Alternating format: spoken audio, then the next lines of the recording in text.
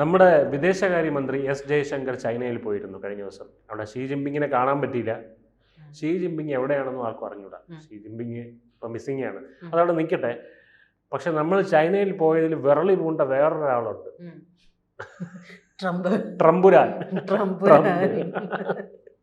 അപ്പൊ അത് അദ്ദേഹം എന്തുകൊണ്ടാണ് വിരളി പൂണ്ടുന്നത് എന്നുള്ളത് അല്ലെ, അതെ, വിരളി പൂണ്ട് നിന്നത് എന്നുള്ളതും, പിന്നെ രണ്ടാമത്തത് എന്തിനാണ് നമ്മൾ എസ് ജയശങ്കർ അവിടെ പോയതെന്നുള്ളതും. അതായത് ജയശങ്കർ അവിടെ പോയി, പിന്നെ കാണാതെ പോയിട്ടുള്ള ഷീ ജിൻപിങ്ങിനെ അദ്ദേഹം കണ്ടെടുത്തിട്ടുണ്ട്. അതാണ് ഏറ്റവും പുതിയ വാർത്ത.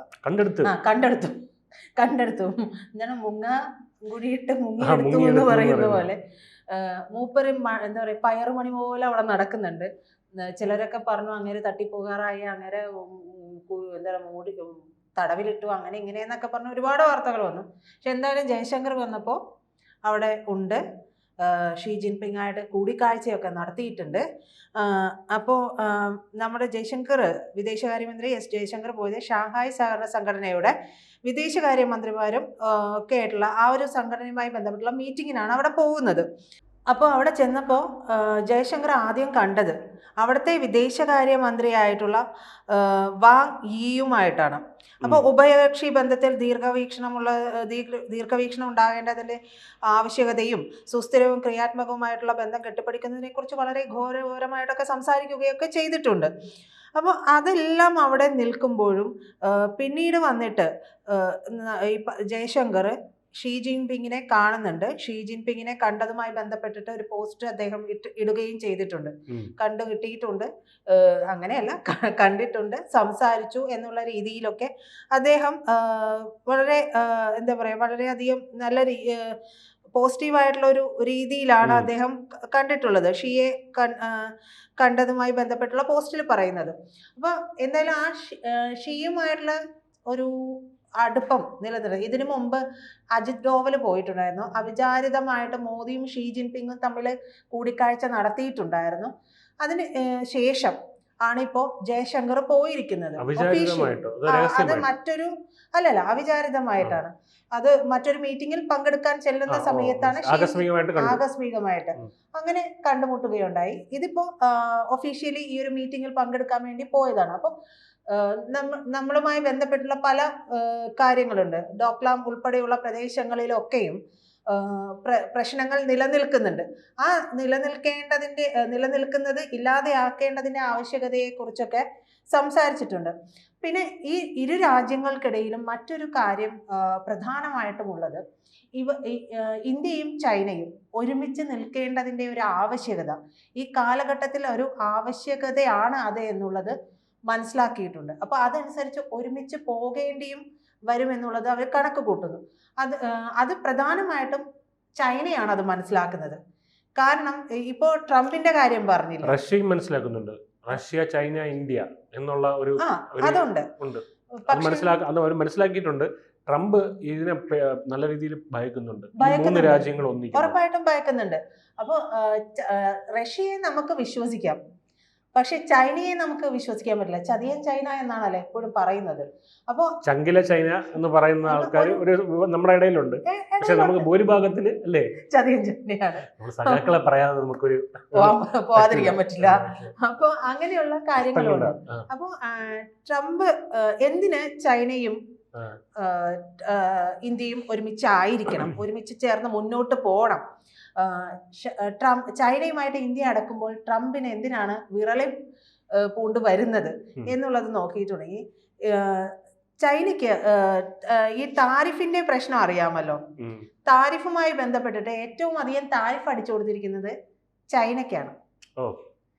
ഏറ്റവും അധികം പെട്ടു നിൽക്കുന്നത് സത്യത്തിൽ ചൈനയാണ്. ബാക്കിയുള്ളവരൊക്കെ പിന്നാലെ വരികയുള്ളൂ. അപ്പോൾ ചൈനയാണ്. അപ്പോൾ ഇന്ത്യയും ചൈനയും നേരിടുന്ന പ്രധാന പ്രശ്നം എന്ന് പറയുന്നത് താരിഫാണ്. അമേരിക്കയുമായി ബേസ് ചെയ്ത് നമ്മൾ പ്രധാന പ്രശ്നം താരിഫ് തന്നെയാണ്. അപ്പോൾ പുടിനാണെങ്കിൽ 100%, പുടിനും 500% എന്നൊക്കെ പറഞ്ഞിരുന്നു. പക്ഷെ 100% ആക്കി കൊടുത്തിട്ടുണ്ട്. അപ്പോൾ പുടിൻ്റെ കയ്യിൽ നിന്ന് നമ്മൾ എണ്ണ വാങ്ങുന്നുണ്ട്. ഈ എണ്ണ വാങ്ങുന്ന എല്ലാ ആളുകൾക്കും, എണ്ണ വാങ്ങുന്നതല്ല, എണ്ണ വാങ്ങിക്കുക മാത്രമല്ല എണ്ണ മറച്ചു വിട്ടിട്ടുണ്ട്, മറച്ചു വിൽക്കുകയും ചെയ്യുന്നത്. ഇത് പിന്നെ ചൈനയും പരിപാടി കൊള്ളാമല്ലോ എന്ന് പറഞ്ഞ് ചൈനയും തുടങ്ങിയിട്ടുണ്ടല്ലേ. അപ്പോ ഈ പറയുന്ന പോലെ പുട്ടിന്റെ അടുത്ത് പറഞ്ഞിരിക്കുന്ന ഈ യുക്രൈൻ യുദ്ധം തീർത്തിട്ടില്ലെങ്കിൽ താരിഫ് ഏർപ്പെടുത്തും എന്നുള്ളതാണ്. അപ്പൊ അവിടെ നിന്ന് എന്ത് സാധനം വാങ്ങുന്നവർക്ക് ഈ 100% താരിഫാണല്ലോ. അപ്പൊ ഉപരോധം ഏത് രീതിയിൽ വരുമെന്നുള്ളത് നമുക്ക് പറയാൻ പറ്റില്ല. അപ്പൊ ഈ പുടിൻ പറയുന്നത് ഞാനായിട്ട് ഇടപെട്ട് ഈ യുദ്ധം തീർക്കാനൊന്നും പോകുന്നില്ല. അപ്പൊ ഏതാണ്ട് താരിഫ് അവിടെ അടിച്ചു കിട്ടും എന്നുള്ളത് നമുക്ക് ഉറപ്പാവുകയും ചെയ്തിട്ടുണ്ട്. അപ്പോൾ പ്രധാനമായിട്ടും വരുന്നത് ഇന്ത്യ ചൈന ബന്ധത്തെയാണ്. അതായത് റഷ്യയിൽ നിന്ന് ഓയിലൊക്കെ കൊണ്ടുവരുന്നതുമായി ബന്ധപ്പെട്ടിട്ടൊക്കെ നമുക്കത് കിട്ടാനുള്ള സാധ്യതയുണ്ട്. അപ്പോൾ അമേരിക്കക്കെതിരെ ഒരുമിച്ച് നിൽക്കേണ്ടതിൻ്റെ ഒരു ആവശ്യകത ഇന്ത്യയെക്കാൾ ഒരു പടി മുന്നിൽ ഇപ്പോൾ ചൈന മനസ്സിലാക്കുന്നുണ്ടാവും. കാരണം നമ്മളെക്കാൾ പൊറുതിമുട്ടുന്നത് അവരാണ്. ആ പൊറുതിമുട്ടലിന്റെ ഭാഗമായിട്ടാണ് ഈ ഒരു ചിന്ത ഉണ്ടാകുന്നത്. അപ്പൊ കഴിഞ്ഞ ദിവസങ്ങളിലൊക്കെ ചൈന പല രീതിയിലായിട്ട് നമ്മളോട് പറയുന്നുണ്ട്, ഒരുമിച്ച് നിൽക്കണം, ഇന്ത്യയും ചൈനയും ഒരുമിച്ച് നിൽക്കണം എന്നൊക്കെ പറയുന്നുണ്ട്. പക്ഷെ നമ്മൾ നേരത്തെ പറഞ്ഞ പോലെ ചതിയൻ ചൈന എന്നുള്ളൊരു സങ്കല്പം നമ്മുടെ മനസ്സിൽ കിടക്കുന്നതുകൊണ്ടും ഇടക്കിടക്ക് ആ ഭാഗത്ത് നിന്ന് പണി കിട്ടുന്നതുകൊണ്ടും നമ്മൾ അങ്ങനെ അങ്ങോട്ട് ശരി സുഹൃത്തെ എന്ന് പറഞ്ഞ സാധാരണ രാജ്യങ്ങളോട് നമ്മൾ കാണിക്കുന്ന ഒരു അടുപ്പം അവരോട് കാണിക്കുന്നു. അതായത് ഇപ്പൊ നമ്മൾ ഈ കളരിപ്പയറ്റും കുങ്ഫുവും തമ്മിലൊരു വ്യത്യാസമുണ്ട്. കുങ്ഫു അറിയാലോ ആരുടെയാണെന്നുള്ളത്, ചൈന. കളരിപ്പയറ്റിൽ നമ്മൾ വണങ്ങുമ്പോൾ നമ്മൾ ശത്രു അല്ലെങ്കിൽ നമ്മൾ എതിർ യോദ്ധാവിനെ വണങ്ങുമ്പോൾ നമ്മൾ തല പൂർണ്ണമായി കുനിക്കാറുണ്ട്. ചൈനയിൽ ഇങ്ങനെ നോക്കിയാണ് വളയുന്നത്. അതായത് അങ്ങനെയാണ് അവർ പഠിപ്പിക്കുന്നത്. ഒരിക്കലും എതിരാളിയുടെ മുമ്പിൽ തല കുനിക്കരുതെന്നാണ്. നമുക്ക് വിശ്വാസമുണ്ട്. നമ്മൾ അപ്പൊ അതിൽ തന്നെ അവരോടുണ്ട് അവരുടെ നമ്മളെ സംസ്കാരപരമായിട്ടുള്ള വ്യത്യാസം. അപ്പൊ അവർ തന്നെ പറയുന്നുണ്ട് അവർക്ക് തമ്മിൽ തന്നെ വിശ്വാസമില്ല. അതെ, അതുകൊണ്ട് അതെ. അപ്പൊ ചൈനയെ സംബന്ധിച്ച് നമ്മൾ പറഞ്ഞ ഈ ചതിയൻ ചൈന എന്ന് പറയുന്നത്, ചങ്കില ചൈന സഖാക്കളാണ്. അപ്പൊ ചതിയൻ ചൈന എന്ന് പറയുന്നത് പോലെ ചൈനയ്ക്കും ചില പ്രശ്നങ്ങൾ ഇപ്പൊ നമ്മളുമായിട്ടുണ്ട്. അതായത് ചൈനയെ സംബന്ധിച്ച് വളരെ കണ്ണിങ് ആയിട്ടുള്ള ഒരു ഭരണാധികാരിയാണ് ഇന്ത്യയിലുള്ളത്. മോദി എന്ന് പറയുന്നത് അവർക്ക് സാധാരണ ഇതുവരെ ഉണ്ടായിട്ടുള്ള ഭരണാധികാരികളെ കാണുന്നത് പോലെ മോദിയെ കാണാൻ കഴിയുന്നില്ല. ശക്തനുമാണ്, എന്താ പറയുക, ഉടായ്പൊന്നും നടക്കാനുള്ള സാധ്യതകൾ ലേശം പോലുമില്ല. അപ്പപ്പ ഉള്ളതിന് അപ്പപ്പ കൊടുക്കുന്നുണ്ട്. അപ്പനെ വിറ്റ കാശുണ്ട്, അതെല്ലാം ഉണ്ട്. അപ്പോ നമ്മൾ പറഞ്ഞതുപോലെ എന്താ പറയാ, ഷീ ജിൻ പിങ്ങിനോടും ഒക്കെ കണ്ടു കഴിയുമ്പോഴേക്കും നമുക്കിവിടെ റെഡി ആവുന്നത് ട്രംപുമായിട്ടുള്ള ഒരു താരിഫാണ്. നമ്മൾ ട്രംപുമായിട്ട് സംസാരിക്കാനായിട്ട് ഈ താരിഫ് യുദ്ധം ഒന്ന് എവിടെയെങ്കിലും എത്തിക്കണമല്ലോ ഒരു കാര്യം വരുമ്പോൾ. അപ്പോൾ പലതവണ പോയി നയതന്ത്രജ്ഞരുമായി പോയിട്ട് സംസാരിക്കുകയുണ്ടായി. അപ്പോഴൊന്നും നടന്നിട്ടില്ല. പക്ഷെ വീണ്ടും ചൈനയിലേക്ക് എസ് ജയശങ്കർ പോകുന്ന ഒരു സമയത്ത് നമുക്കൊരു 4ഓളം കാര്യങ്ങളിൽ ഒരു എന്താ പറയാ, ഒരു ഇരുത്തം വന്നു എന്നൊക്കെ പറയുന്ന പോലെ ഒരു തീരുമാനം ഏതാണ്ട് ലെവല് അത്യാവശ്യം വന്നിട്ടുണ്ട്. അത് എന്താന്ന് വെച്ചിട്ടുണ്ടെങ്കിൽ, ഒന്ന്, US കയറ്റി അയക്കുന്ന എല്ലാ അടിസ്ഥാന കാര്യങ്ങൾക്കും 10% താരിഫുള്ളൂ. അവർ പറഞ്ഞതുപോലെയുള്ള താരിഫിലേക്കൊന്നും നമ്മൾ പോയിട്ടില്ല. നമ്മൾ അവരുടെ മുമ്പേ പോയി തല കുമ്പിട്ട് കൊടുത്തിട്ടുമില്ല. ഇത് 10% എന്ന് പറയുമ്പോൾ US നമ്മളോട് ആവശ്യപ്പെടുന്നത് എന്താ പറയുക, 11 ആക്കണം എന്നുള്ളതാണ്. മാത്രമല്ല അമേരിക്കയിൽ നിന്ന് കൊണ്ടുവരുന്നതിന് 7% പാടുള്ളൂ. 7% പാടുള്ളൂ. അപ്പം പക്ഷേ ഇതൊക്കെ പറയുമ്പോഴും ചിലപ്പോൾ നമ്മൾ ഈ ഒരു റേറ്റ് അംഗീകരിക്കാനുള്ള സാധ്യതയുണ്ട്. നേരത്തെ പറഞ്ഞതിനേക്കാൾ കുറവാണ്.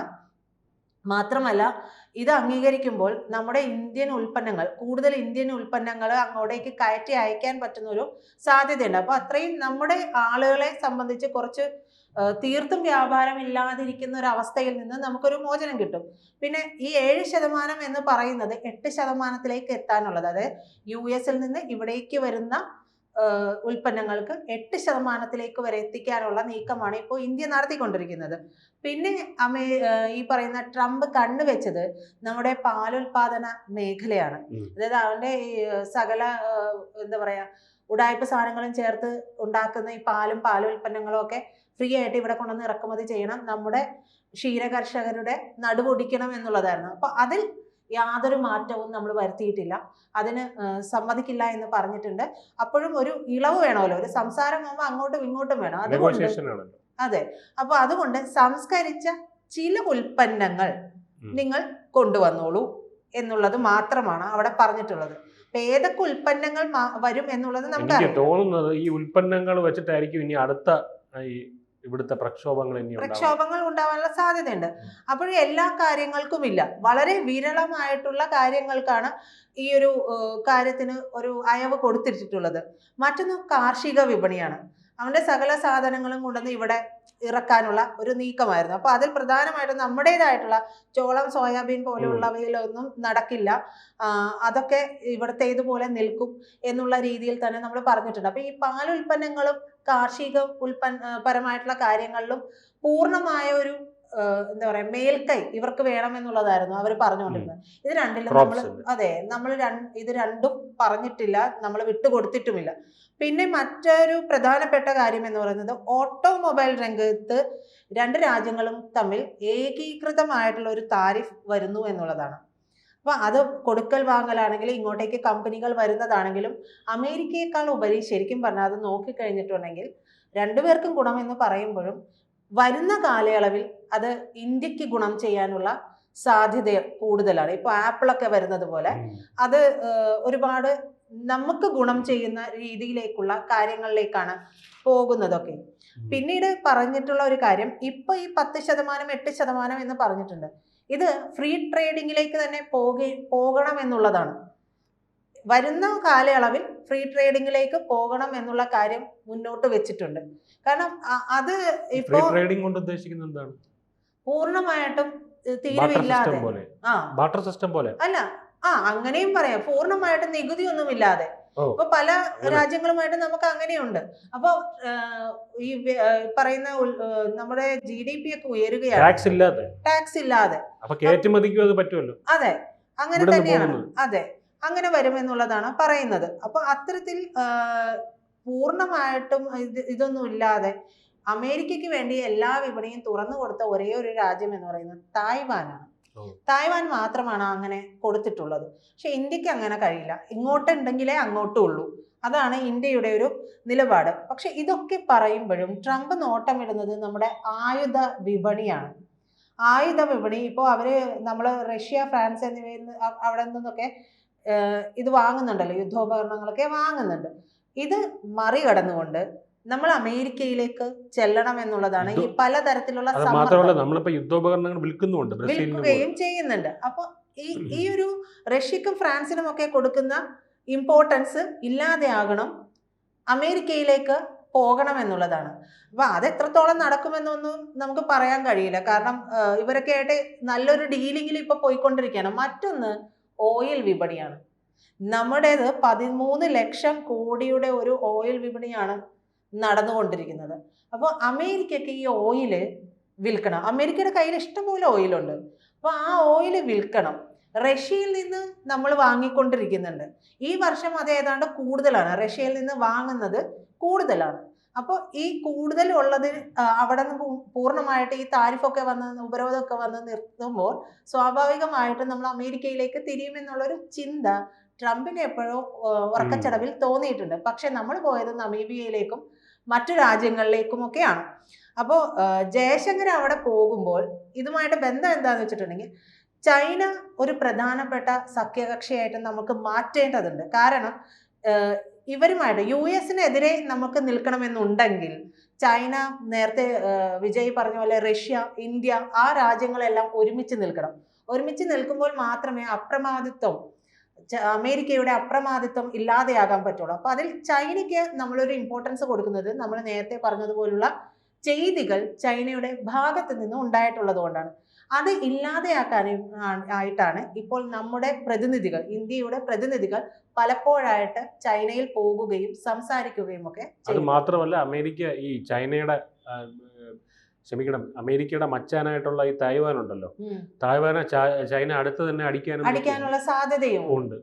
അപ്പൊ അതൊക്കെ കൊണ്ട് അത് തന്നെയാണ് നമ്മൾ അതിൽ നിന്ന് മനസ്സിലാക്കേണ്ട കാര്യം.